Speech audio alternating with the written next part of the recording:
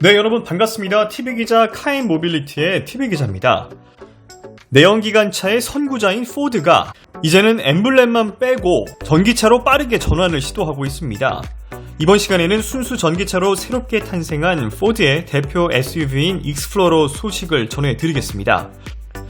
익스플로러는 국내 출시된 포드 브랜드 중에서도 가장 인기 있는 모델인데요. 전기차로 태어나도 그 인기를 이어갈 수 있을지 상당히 궁금합니다. 과연 어떤 차인지 지금부터 살펴보겠습니다.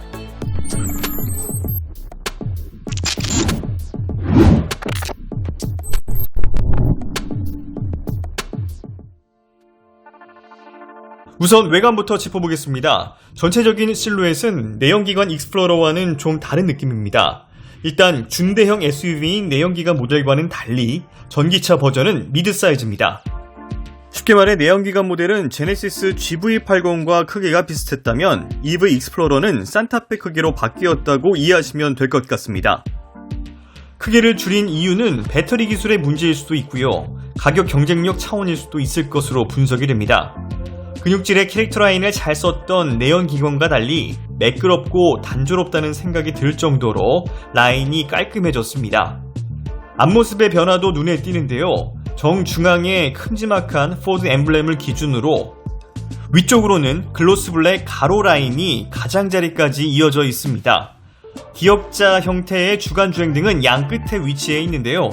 라디에이터 그릴 부분을 가로지르는 형태가 아니라는 점은 자칫 F150 전기차와 겹칠 수 있는 디자인 언어를 자연스럽게 비켜갔습니다. 개성적이라기보다 이 역시 기능에 충실한 깔끔한 형태라는 점을 알 수 있는 대목입니다. 막혀있는 형태의 라디에이터 그릴과 톤이 다른 하단 스키드 플레이트는 그나마 개성을 담고 있습니다. 옆모습에서는 BMW 전기 SUV인 iX나 폭스바겐 ID 시리즈가 보이는 것 같은데요. 왜 그런가 살펴봤더니 EV 익스플로러는 폭스바겐의 전기차 전용 플랫폼인 MEB가 적용이 됐기 때문입니다. ID4와 겉모습만 다른 형제차다라고 볼 수가 있는 겁니다. 완성도 높은 유럽 브랜드의 전기차 플랫폼을 적용했다는 점으로 미뤄볼 때 포드가 유럽 시장에 얼마나 공을 들이고 있는지도 알 수 있는 대목입니다.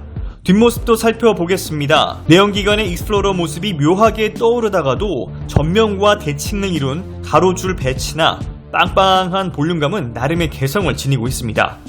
전기차답게 머플러 팁을 없앤 점은 왠지 어색해 보이기도 하지만 전체적인 차체가 낮고 좌우로 길어 보이는 디자인 언어는 안정적으로 보이는 비율을 완성했습니다.